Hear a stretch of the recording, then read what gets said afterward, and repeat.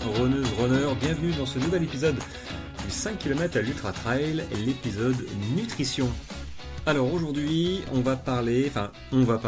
je vais parler, mais surtout une autre personne qui va parler de l'étiquette alimentaire. Vous savez, les étiquettes, les informations qu'on trouve derrière chaque aliment, qu'on essaye de comprendre pour savoir si c'est bien pour nous, sportifs. Et j'ai donc invité une autre personne. Bon, j'ai pas été la chercher loin, je vous le dis, je vais vous présenter ma femme, Alexandra, qui est conseillère en nutrition et dont c'est sa première émission en podcast. Alors Alexandra, bonjour. Bonjour à tous. Bon, elle est un petit peu stressée, moi aussi du coup, parce que c'est pas évident d'interviewer sa femme. Mais j'aurais pu vous parler moi-même de l'étiquette alimentaire, mais étant donné que ma femme est calée sur le sujet, que je lui pose moi les questions quand je suis un petit peu coincé, quand je regarde un aliment, parce que je ne sais pas tout. Merci Internet, mais du coup il y a quand même des personnes dont c'est le métier. Donc je me suis tourné naturellement vers ma femme qui a des connaissances un petit peu plus développées que les miennes sur le sujet de l'alimentation et notamment celui du sportif. Alors pour ce faire, je lui ai sélectionné 3 aliments. J'ai pas été chercher bien loin, c'est du pain de mie complet, ensuite, hop, ça fait du bruit, du pain d'épices pour sportifs que j'ai utilisé l'année dernière pendant le Grand Raid des Pyrénées et que j'ai retrouvé. Elle va me dire si c'est une bonne chose dans ma pratique. Et une barre Beauty Sané que j'utilise tous les jours et pendant mes trails et ultra trails. Donc elle va me dire, suivant la compo, si c'est aussi une bonne chose, que je ne doute pas quand même, je connais la réponse, mais j'aime autant qu'elle le dise à tout le monde. Alors, Alexandra, qu'est-ce qu'une étiquette alimentaire? On va commencer par là, parce qu'il y en a qui forcément n'ont pas de sensibilité là-dedans ou là-dessus. Je pense qu'il y a des débutants ou même peut-être des gens qui ont l'habitude de courir, qui ne font pas attention spécialement à ce qu'ils mangent. Donc moi, je vous invite à regarder absolument l'étiquette alimentaire derrière tout ce que vous mangez. Pour ce faire, Alexandra va vous dire les informations, à quoi elles correspondent, et puis elle va creuser un peu le sujet. Ok. Donc l'étiquette alimentaire, donc c'est souvent sur les emballages au dos du produit, c'est pas la même chose que le Nutri-Score, les petites lettres en couleur que vous pouvez voir devant. C'est complémentaire. Vous y trouverez 2 choses. La partie qui est la liste des ingrédients et la partie qui représente les valeurs nutritionnelles. Donc on va commencer aujourd'hui par faire simple. Dans la liste des ingrédients, pour faire simple, plus il y a d'ingrédients, plus en général c'est un produit transformé. Donc là, ça ne nous gêne pas forcément dans la pratique du sport, mais quand vous avez beaucoup d'additifs, de conservateurs, de choses comme ça, vous verrez la liste qui se rallonge. Évidemment, si vous avez une soupe de légumes, c'est l'exemple qu'on donne toujours avec 10 légumes, il y aura beaucoup d'ingrédients, ça ne veut pas pour autant dire que ce sont de mauvais ingrédients ou une mauvaise soupe de légumes. Donc ensuite, vous avez le petit tableau des valeurs nutritionnelles, sur laquelle vous retrouvez toujours en premier l'énergie qui est donnée en kilocalories. Bon, en tant que sportif, vous consommez pas mal de calories, mais c'est pas spécialement le plus intéressant à regarder sur un produit. Ensuite, vous avez les matières grasses avec les acides gras saturés. Donc, si on peut limiter les acides gras saturés, c'est mieux. Alors du coup, je rebondis un tout petit peu sur... Alors, il y a les matières grasses qu'on voit en grammes, sur 100 grammes, et puis après la portion de l'ingrédient, enfin de l'aliment. Et à chaque fois, il y a matière grasse, dont acide gras saturé que tu viens de parler. En quoi c'est mauvais? Alors, les acides gras saturés, on considère que c'est à limiter dans l'alimentation parce que c'est responsable en partie des maladies cardiovasculaires, avec ce qu'on appelle le mauvais cholestérol et puis les artères qui se bouchent, etc. Donc moins il y en a et mieux je me porte. Moins il y en a et mieux tu te portes. On peut simplifier comme ça, mais par contre, il ne faut pas faire de raccourcis. Les matières grasses, on en a tous besoin, même les gens au régime, même les gens qui ont du poids à perdre, et surtout les sportifs. Ouais, enfin, le gras c'est la vie. Le gras c'est la vie. La bière c'est la vie. Enfin, il y a beaucoup de beurre où c'est la vie, mais de toute façon, il y a toujours de l'acide gras saturé. Enfin, moi, j'ai jamais vu 0 gramme quasiment dans ce que je mangeais. Bah, ça dépend de la composition de l'aliment. Tu vois, là, tu m'as donné par exemple le pain de mie là, que j'ai sous les yeux.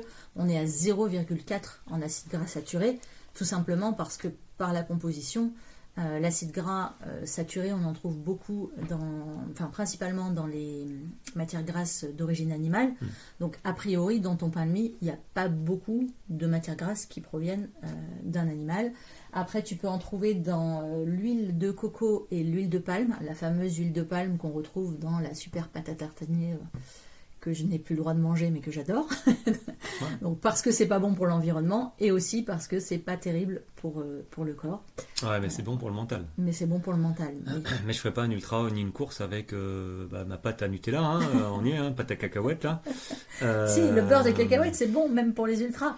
Ouais, mais du coup c'est trop gras quoi. Non, il faut que tu... En fait, le gras, on en a besoin d'à peu près 25 à 30% d'apport alimentaire dans ta journée. Donc c'est quand même une bonne partie. Quand je pars sur 40 heures de course, je peux me faire un sandwich au Nutella. Ouais, il y a mieux quand même. Mais moi je pose des questions parce que dans une semaine je fais mon unité 4M et je suis en pleine préparation. Mais bon, le Nutella, ok. Donc matière grasse, c'est bien, mais avec acide gras saturé en minimum, c'est mieux. Ensuite, il y a quoi ? Ensuite, vous avez donc les glucides, et donc à chaque fois, vous retrouverez 2 lignes glucides, et ensuite, don sucre. Alors, ce qu'il faut savoir, c'est que dans la tête des gens, souvent, ce don sucre, ils pensent sucre lent, sucre rapide. C'est pas le cas. En fait, c'est la différence. Donc, le glucide, c'est tous les glucides, et le don sucre, c'est les sucres simples. Sucres simples qui peuvent être naturellement présents dans le produit. Par exemple, si vous mangez un fruit, vous aurez le sucre du fruit, le fructose. Si vous prenez du lait, vous aurez le sucre du lait à l'intérieur. Mais dans ces dons sucres, vous avez aussi les produits avec lesquels vous trouverez du sucre ajouté. On en revient à la pâte à tartiner de tout à l'heure. Le premier ingrédient, c'est ni le chocolat ni les noisettes. En général, c'est le sucre suivi du gras. Et ouais, c'est comme ça. Et donc, là, par exemple, dans ton pain de mie, puisque le pain de mie... celui que tu m'as donné, là que j'ai sous les yeux. C'est du complet. Hein, c'est du complet.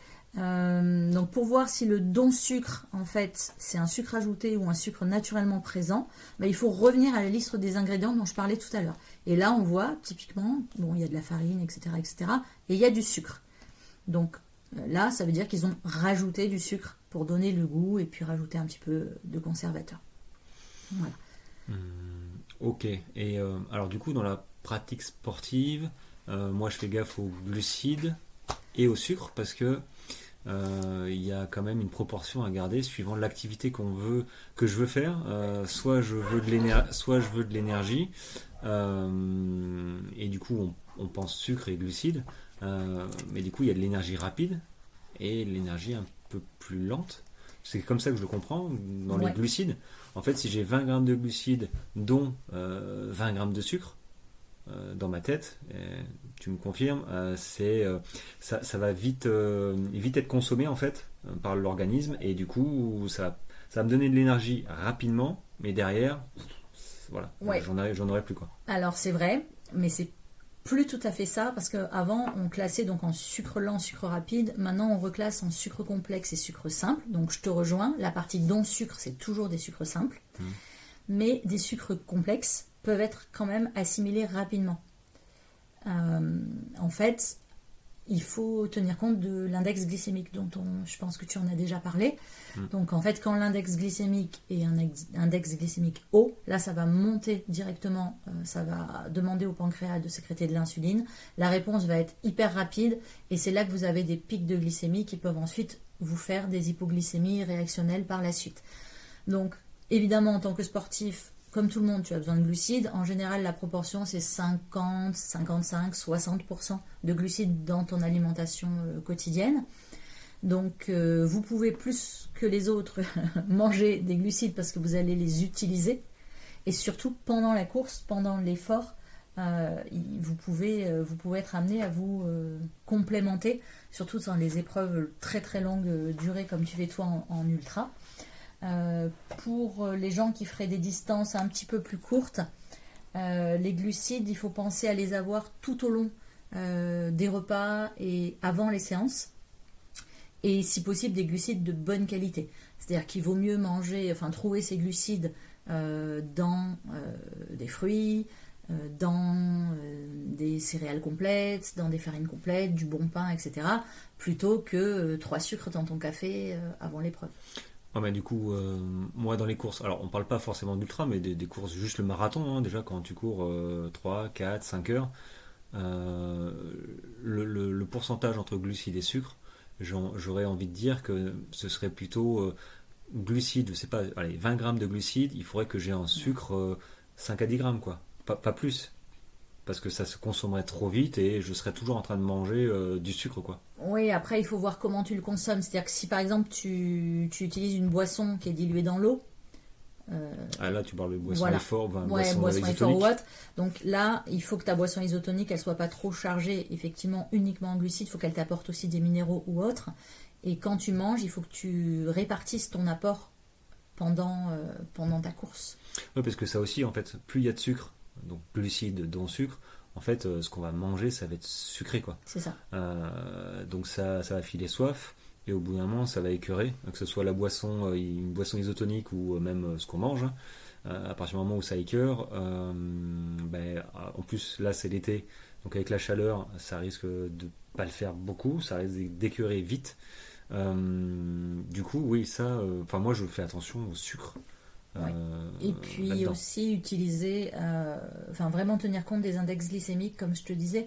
Donc du coup, pour réduire la montée de cet index glycémique qui fait réagir ton pancréas, il faut utiliser en complément, soit en même temps, soit dans le même produit.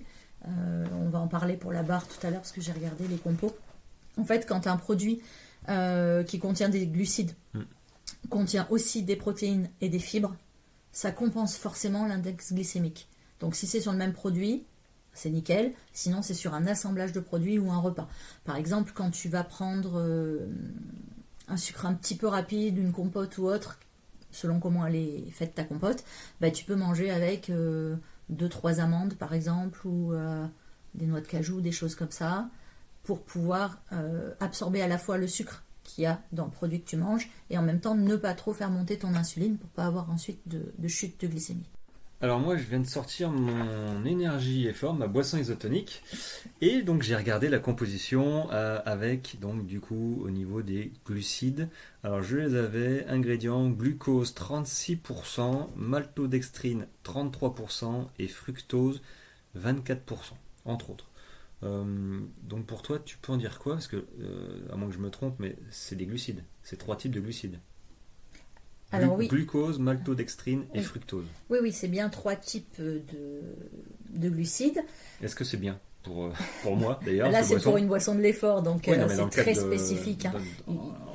Là, Oui, il bien y a des sûr. coureurs, il y a des cyclistes, Oui, oui, enfin, je oui. veux dire, on n'est pas pour un Oui. régime, hein. Maintenant, là, tu n'as donné que les sucres, Oui, mais oui, il y ta a boisson de l'autre. l'effort, Il y a il des faut qu'elle vitamines, voilà, il y a des tout ça. minéraux, etc. Et pas Oui. uniquement des sucres. Donc, pour répondre à ta question, c'est bien des sucres. La différence, c'est que le glucose et le fructose dont tu m'as parlé, c'est des glucides simples. Et la maltodextrine, maltodextrose, c'est pareil, ce sont des glucides complexes. Donc là, ils ont associé simple et complexe dans le produit, plus d'autres ingrédients, ce qui permet probablement de Une faire durer le produit un petit peu plus Ouais, longtemps dans une le temps. assimilation différente, Ouais. parce que la différence entre simple et complexe, il y a un intérêt à mélanger les deux. Enfin, Bah, souvent, les glucides simples, donc c'est assimilé un petit peu plus rapidement, c'est ceux qui apportent le goût sucré à l'aliment, tout simplement. Voilà. Et dans les glucides complexes, tu n'as pas directement le goût. Le plus simple à se rappeler, c'est par exemple l'amidon. L'amidon, c'est un glucide complexe. Quand tu manges ta pomme de terre, tu n'as pas immédiatement un goût sucré. Maintenant, si tu mâches et que tu... dans le maïs aussi, si tu manges ton maïs, en le mâchant et en décomposant cette molécule, tu finiras par avoir le goût sucré. Mais au premier abord, entre croquer dans un fruit mûr ou manger un bout de pomme de terre, il y en a un des deux qui, au palais, est plus sucré que l'autre. donc Voilà. c'est peut-être pour ça que sur les boissons isotoniques, sauf la mienne, hein, parce qu'elle est très peu sucrée et je vous la conseille. Donc 3 types. Moi je vois beaucoup de boissons isotoniques qui sont trop sucrées. Moi j'en ai goûté avant et en fait elles écœurent au bout d'un moment, assez vite d'ailleurs, ce qui veut dire que trop sucré c'est du sucre simple. C'est Il y en a surtout- trop oui. en fait. Oui, il peut y en avoir trop, et puis parfois, au niveau de la façon dont ils ont rajouté leurs composants, ils font vraiment un goût très très sucré et effectivement qui peut être écœurant. Donc là, le fait qu'elle ait un gros pourcentage en sucre complexe, puisqu'il y a à peu près un tiers des sucres qui vient des sucres complexes, d'après ce que je lis. Oui, c'est ça. Voilà. Du coup, ça aura probablement un goût un peu moins sucré. Après, il y a tout ce qui est sels minéraux, compléments, etc., qui sont ajoutés aussi dans ces produits-là. Et il faut regarder un peu l'étiquette parce que parfois, quand on prend certains magasins de sport, ils ont tout un tas de produits en barre, en pâte de fruits, en gel, etc., dont les compos sont pas forcément les plus adaptés au sport. Voilà, moi, clairement, à chaque fois que je regarde alors, peut-être pas tous les ingrédients, enfin tous les produits, mais quand je regarde les produits, je comprends pas en fait tout ce qui est rajouté. Et ça me le fait parce que là, je suis en train de regarder l'étiquette du coup de ma boisson effort. Et je comprends. Donc, il y a du citrate de sodium, il y a de l'arôme, il y a des feuilles de thé vert, feuilles de thé noir, des vitamines B1, et ça s'arrête là. Quand je regardais les autres boissons, par exemple, il y a toujours des noms. Enfin, moi, j'ai pas fait bio, j'ai pas fait chimiste, et plus il y a des noms à rallonge, et moins j'aime ça. Du coup, ma boisson, je suis bien content parce que j'ai bu des boissons où je savais pas trop ce que je buvais, et, euh, et c'est pas top. Bah, de toute façon, plus il y a d'ingrédients rajoutés qui sont pas naturels, plus tu trouveras des stabilisateurs, des additifs, des choses comme ça, tous les quelque chose dans les ingrédients qui sont aussi source d'allergènes pour beaucoup de personnes. Pour en revenir à ta boisson de l'effort, donc là elle est composée à la fois de sucre rapide, enfin de sucre simple et de sucre complexe.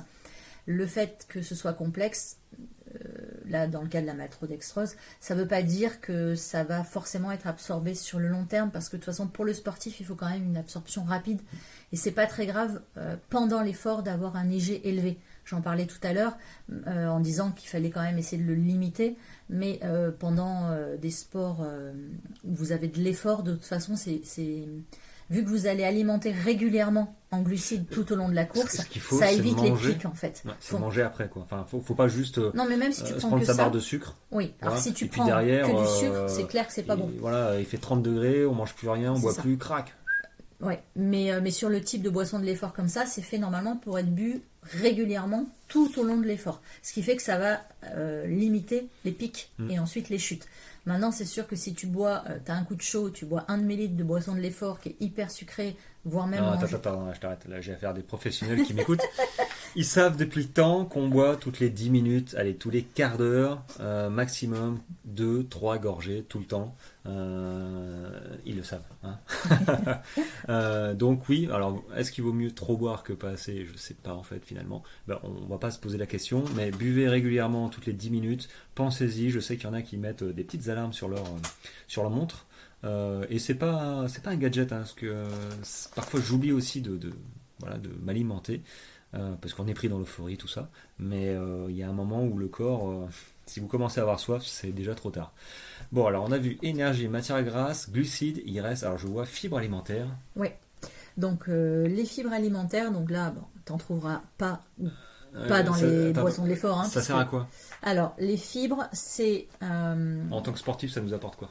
Alors les fibres, c'est pas uniquement pour le sportif, vous en avez pas vraiment plus besoin que les autres, mais il faut savoir que les fibres alimentaires, c'est la plus grosse carence des Français.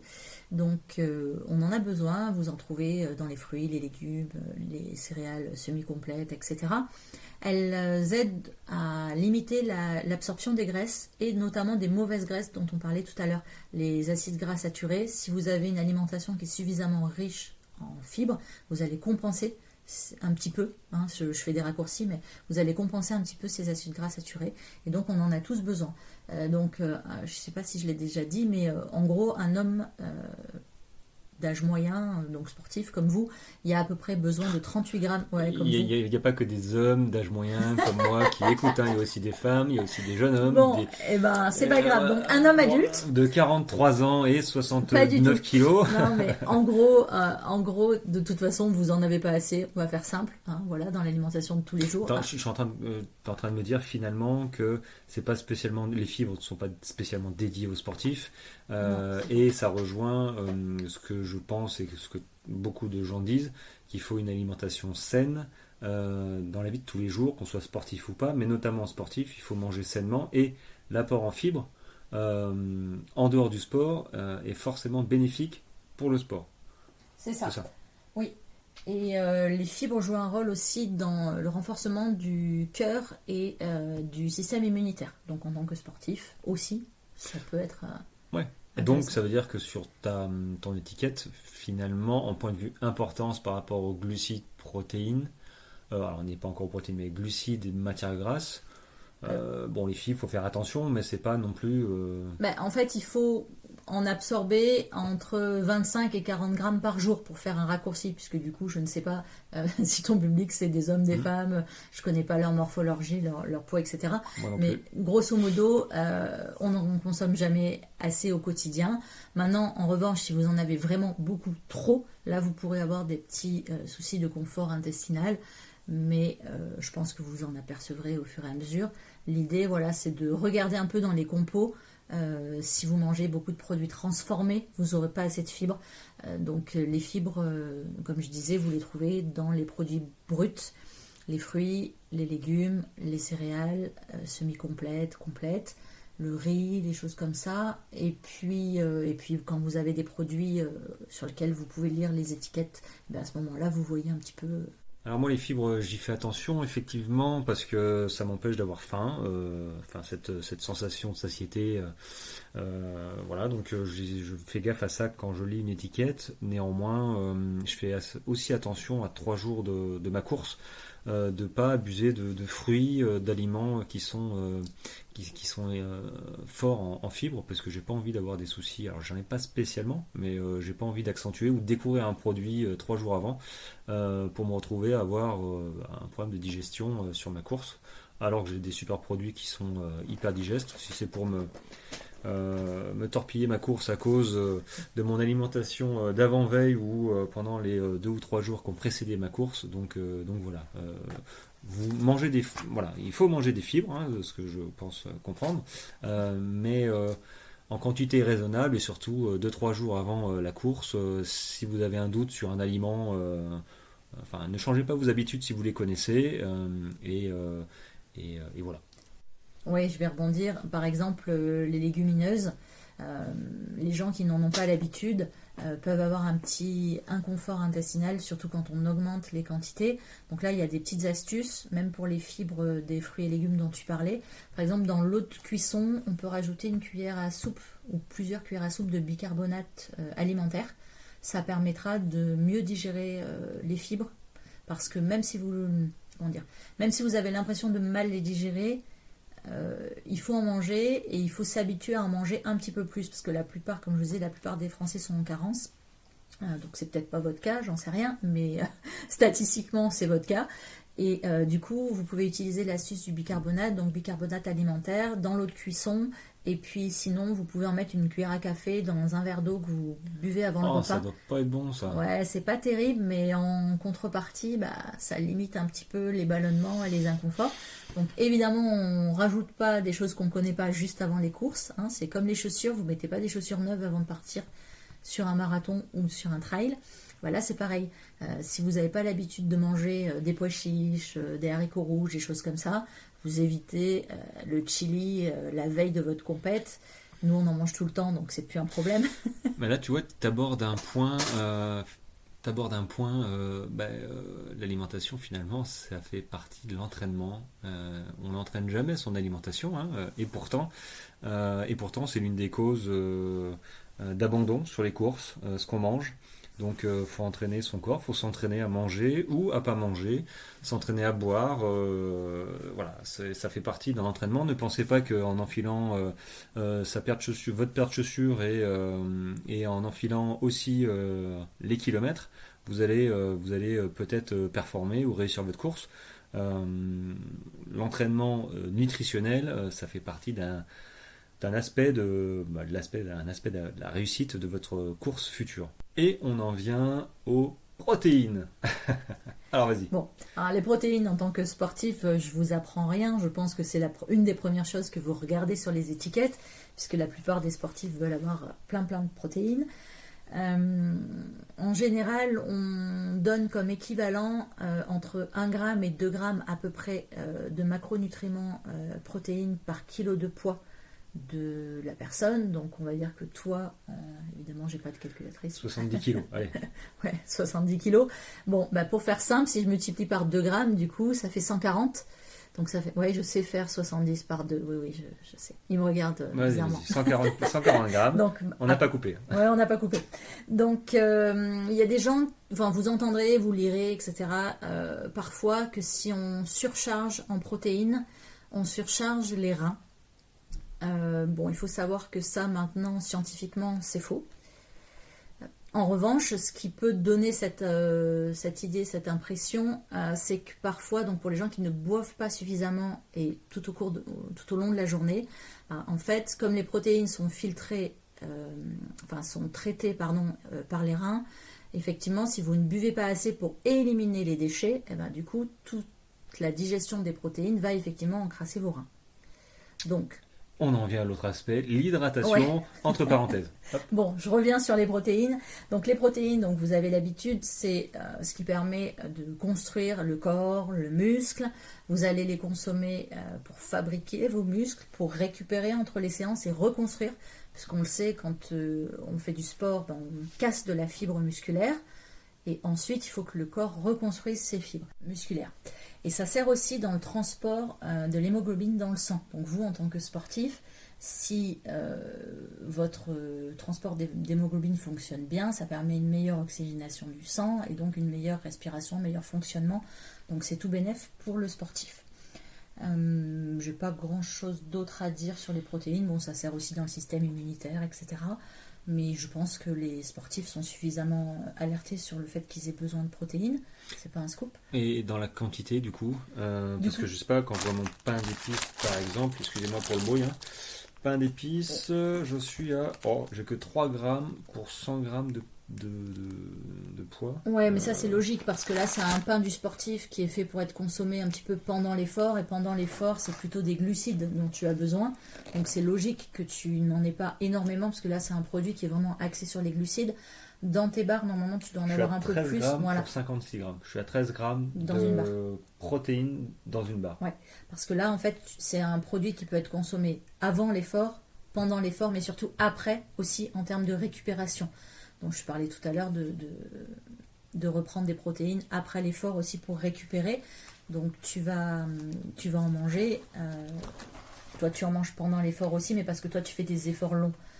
Quelqu'un qui va faire un 100 mètres ou un 200 mètres, il va pas manger une barre pendant les... Voilà. Il mange pas. Non mais même un 10 km. Non, tu manges avant un 10 km. Tu as peut-être une boisson. Voilà, une boisson avec du sucre. Un coup de fouet peut-être si, mais le temps que ce soit assimilé, donc il faut un index glycémique haut, je pense, pour que ce soit... voilà. Ouais, mais derrière, tout le monde ne court pas le 10 km en 45 minutes. Il y en a qui le courent en 2 heures. Et donc ça devient un effort long. Je crois que c'est éliminatoire 2 heures. Mais du coup, oui, protéines, tu vois, je suis à 24 grammes sur 100 grammes. Et 38 grammes de glucides. Ouais. Donc c'est pas mal. Parce que c'est un produit qui est fait pour être utilisé tout le temps, avant et après l'effort aussi. Ouais, pour 4 heures. C'est ça. Est-ce que tu as d'autres précisions sur cette analyse de l'étiquette alimentaire qu'on trouve sur tous les... Tu as aussi souvent le sel qui est noté. Voilà. Donc pendant l'effort, avoir du sel, bon, c'est pas gênant. Si, c'est bien. Voilà, oui, non, mais c'est pas gênant. Mais pour le quotidien, pour le commun des mortels, on va essayer de limiter la quantité de sel dans la journée. Mais sur des produits, voilà, s'il y a un peu de sel pendant l'effort, c'est pas trop grave parce que vous allez perdre pas mal de sels minéraux aussi. Voilà, c'est à peu près tout ce qu'il y a sur l'étiquette. Vitamines sur les étiquettes ? Alors oui, alors souvent c'est pas dans ce petit tableau qui est le tableau standard, sauf, enfin en fait c'est pas obligatoire dans ce tableau-là. Maintenant quand justement ils veulent mettre en avant dans un produit tout ce qu'ils ont rajouté, enfin tout ce qui existe naturellement ou qu'ils ont rajouté en termes de vitamines, vous pouvez effectivement les retrouver. Mais dans le tableau standard que vous allez trouver sur la plupart des produits du commerce, ça s'arrêtera à la ligne du sel, quoi. Alors là, elle vient de me montrer 3 petites lignes. Elle va vas-y, dis-le-moi, dis-leur. Ouais, donc pour simplifier, pour le sportif, on dit que les glucides permettent d'aller vite, les lipides permettent d'aller loin et les protéines permettent de récupérer. Voilà, c'est parfait ça. Vous avez 2 heures, questions. Non, écoute, j'ai pas d'autres questions sur cette analyse-là. Pour ceux qui ne regardaient pas encore cette étiquette ou qui ne savaient pas qu'est-ce qu'il fallait regarder, j'espère que qu'on a pu vous donner quelques conseils pour choisir voilà, quoi faire attention suivant votre activité sportive. Maintenant, oui, elle me parlait dans l'oreille de la fenêtre métabolique. Voilà, j'ai toujours du mal avec ce mot. Donc c'est le petit créneau qui est favorable en fait après ton effort, après un marathon, après une course, après voilà, ça dure de 30 à 1h30 normalement, et c'est là où faut manger. Mais elle veut me dire un truc. Vas-y.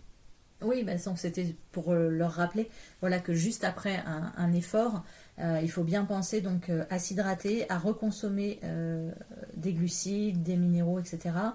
Donc en priorité de l'eau, complémentée ou pas, mais au moins de l'eau. Par exemple, Minéral, l'eau. Je pense à la ceinture par exemple et à d'autres. oui, là tu peux pour récupérer justement des sels minéraux. Quelques amandes ou des fruits secs pour récupérer protéines, fibres, acides gras insaturés et des glucides. Donc du coup, vous les trouverez dans les fruits ou les fruits secs. Tu les trouves aussi dans la gamme Beauty Sané. Tu les trouves aussi. D'accord. Non, mais c'est pour être certain. On est d'accord.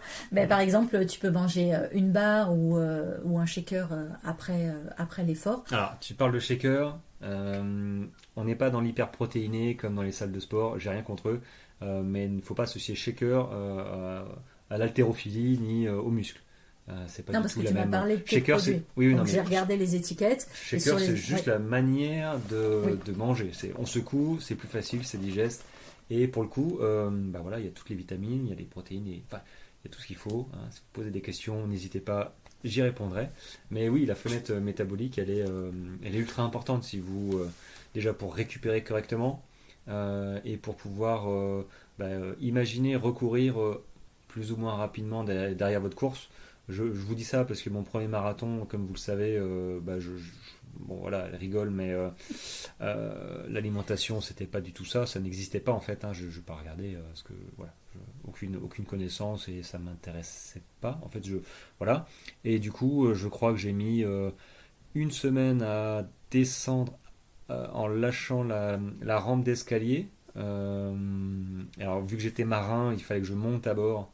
Par la coupée de mer et enfin la coupée tout court et du coup bon c'était assez compliqué donc j'ai mis une semaine à pouvoir lâcher la rampe d'escalier et puis j'ai mis 2 ou 3 semaines à pouvoir recourir à peu près correctement alors que maintenant voilà je fais des 70 en fait je suis en meilleur état clairement quand je fais un 100 km que mon premier marathon où j'ai cru que j'allais mourir quoi mais bon. Est-ce qu'on fait un petit topo sur les protéines végétales?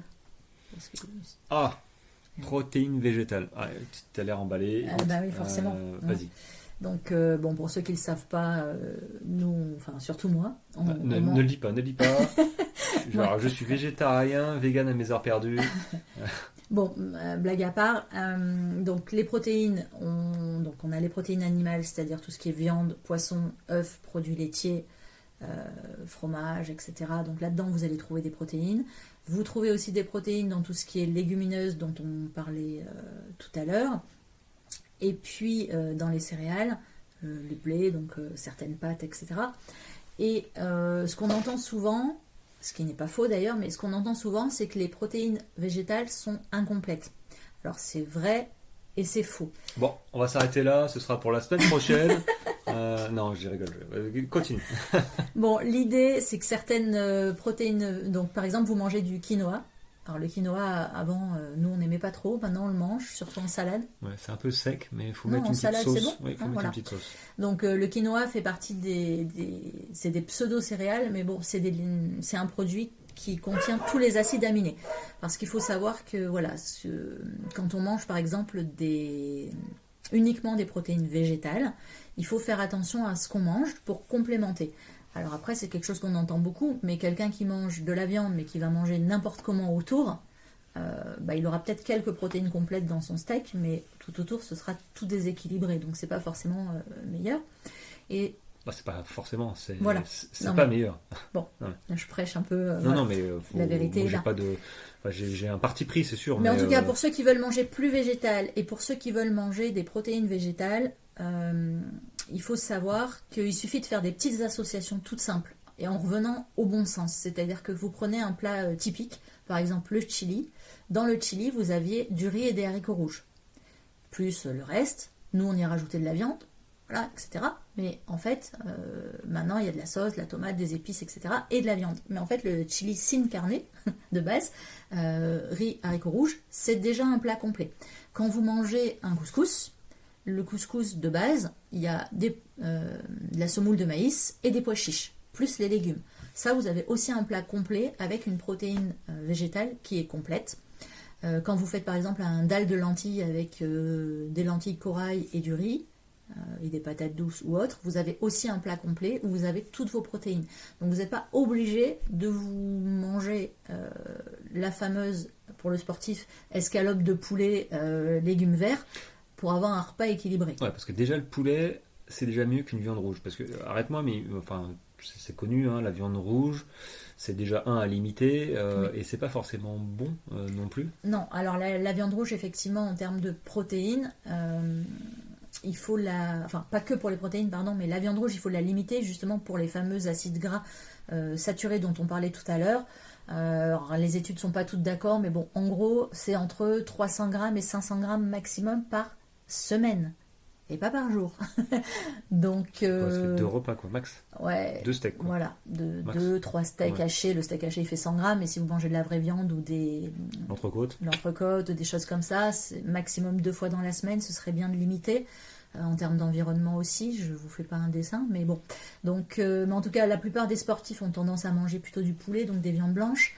Donc vous pouvez manger, enfin trouver toutes vos protéines dans les protéines végétales. Ouais, on n'est pas obligé de manger de la viande, du coup. Hein. On n'est est pas d'accord, obligé de hein. manger de la viande. J'en suis Voilà. une preuve vivante, hein. Et C'est comme ça. d'autres, hein, il y a des sportifs de très haut niveau qui sont végétariens et véganes. Donc, Après, c'est pas une ouais. surprise, quoi. Après, la protéine de référence qui est la plus complète, elle est animale, c'est celle de l'œuf. Voilà. Maintenant, ça ne veut pas dire qu'il faut manger des œufs à tous les repas. Et pour ceux qui ne mangent plus d'œufs non plus, puisque quand on est vegan, on ne mange plus d'œufs, vous retrouverez donc tous les acides aminés complets en mangeant par exemple du quinoa ou du sarrasin ou du soja, donc le soja sous forme de tofu ou de steak de soja. Les PST aussi, protéines de soja texturées, c'est très facile à cuisiner, ça coûte vraiment pas cher, c'est une bonne source de protéines. Ouais, c'est réhydraté dans l'eau bouillante, c'est ça? Ouais, enfin c'est à réhydrater et si possible à faire cuire un petit peu dans un petit bouillon suivant la taille. Si vous en avez des toutes petites qui font comme maintenant en forme de haché là pour remplacer par exemple dans une bolognaise, celle-là en la mettant directement dans la sauce tomate à cuire, elle sera cuite. Si vous avez des morceaux plus gros, par exemple pour faire remplacer un nuggets de poulet par des protéines de soja texturées, celui-là il faudra le réhydrater avec de l'eau chaude et du bouillon pour lui donner du goût parce que ça n'a pas de goût, c'est la sauce qui va faire le goût. Alors, je confirme que effectivement ça n'a pas de goût. Si tu mets pas de sauce, sauce tomate ou sauce que tu veux, ça littéralement, il y a la texture, mais il y a pas de goût. Mais il y a ce qu'il faut dedans, donc moi c'est tant mieux. Donc ça me fait une petite sauce bolognaise pour les pâtes. Sans viande, donc ça c'est très bien. Voilà. Bon, le mot de la fin, Alexandra? Non, sur cette étiquette à faire attention. Alors, bon, est-ce qu'il y a quelque chose à dire de particulier pour le sportif? Faites attention aux matières grasses, enfin aux acides gras saturés, on en a parlé tout à l'heure. Après, pour nous sportifs, les glucides avec le pourcentage de sucre, les fibres alimentaires et les protéines avec le sel. Bon, tout a été dit. Si vous avez des questions, vous pouvez me les poser, ce sera avec plaisir. J'en référerai à ma femme, Alexandra, qui aura les réponses si je ne les ai pas moi-même. Hein. Et puis, bah, écoutez, je vous remercie en tout cas de votre écoute, de me suivre toutes les semaines de plus en plus nombreux. Vous me posez des questions en aparté par message, donc ça c'est top. Et bah, continuez à vous abonner à la newsletter pour être au courant des nouveaux épisodes, des nouvelles sorties. Et à l'intérieur de ces newsletters, je mets un petit peu plus d'informations, je mets des liens, j'explique un petit peu plus l'épisode en question, voilà, avec des références en plus. Donc je vous invite à vous abonner sur la plateforme Ocha. Et si vous n'avez pas le lien, demandez-moi sur les réseaux Insta, même TikTok d'ailleurs. Voilà, je vous enverrai le lien. Alors j'ai parlé d'Ocha, mais effectivement c'est sur toutes les autres plateformes. Je ne vais pas toutes les citer parce que je ne connais pas toutes, mais il y en a 7 ou 8. Donc Spotify, Deezer, Moi, j'écoute les podcasts sur Google Podcast. Google Podcast, Apple Podcast. Mais Spotify, je crois que je suis à 50% d'écoute là-dessus. Donc voilà, il y a moyen de s'abonner à mon podcast pour ne louper aucun épisode. Et si vous souhaitez que je ou qu'on avec ma femme vous apporte des éclaircissements sur des sujets qui vous intéressent, dont vous posez la question, bah écoutez, vous savez où me trouver, partout. Donc posez-moi la question et je vous répondrai soit par podcast, soit par vidéo, mais je vous répondrai soit par mail aussi. Voilà, je vous répondrai quoi qu'il arrive. Bon Alexandra, on va se séparer. Pour ce podcast, voilà, pour cette émission du moins. Tu dis au revoir? Oui, pour une première fois, ça a été, j'ai survécu. On peut la féliciter. Elle n'a pas encore son compte Instagram, je crois, mais bientôt, vous pourrez, voilà, si vous avez des soucis d'ailleurs, besoin de rééquilibrage alimentaire, enfin d'une conseillère en nutrition et en sophrologie, mais tu n'es pas conseillère en sophrologie. Tu es sophrologue, hein, et quoi d'autre? Et naturopathe. Et naturopathe. Bon, et si avec ça, j'arrive pas à performer sur mes courses, bah voilà, j'ai aucune excuse. Mais si vous avez voilà besoin de son enseignement, de ses renseignements, bah, vous savez où la trouver, voilà. Pour l'instant, il passe par ton compte, parce que moi, je suis pas encore sur les réseaux. Mais elle va bientôt y être. Voilà les amis, bah écoutez, merci de votre écoute. Moi je vous dis à la semaine prochaine. Portez-vous bien, je sais qu'il y aura des courses ce week-end. Donc bah voilà, bonne course à vous, ça va être chouette. Moi la mienne elle est la semaine prochaine, ça va être re-chouette. Et alors du coup ça me fait penser, jeudi prochain, épisode nutrition. Effectivement, je serai à Grenoble pour mon UT4M, donc je l'aurai préparé la veille, donc pas de souci. Si vous voulez que j'aborde un thème spécial de nutrition, bah dites-le moi et je verrai ce que je peux faire pour vous. Bon, sur ce, on vous souhaite une très bonne fin de semaine et à bientôt, à lundi prochain pour moi et à jeudi prochain pour peut-être nous deux encore. Ciao ciao.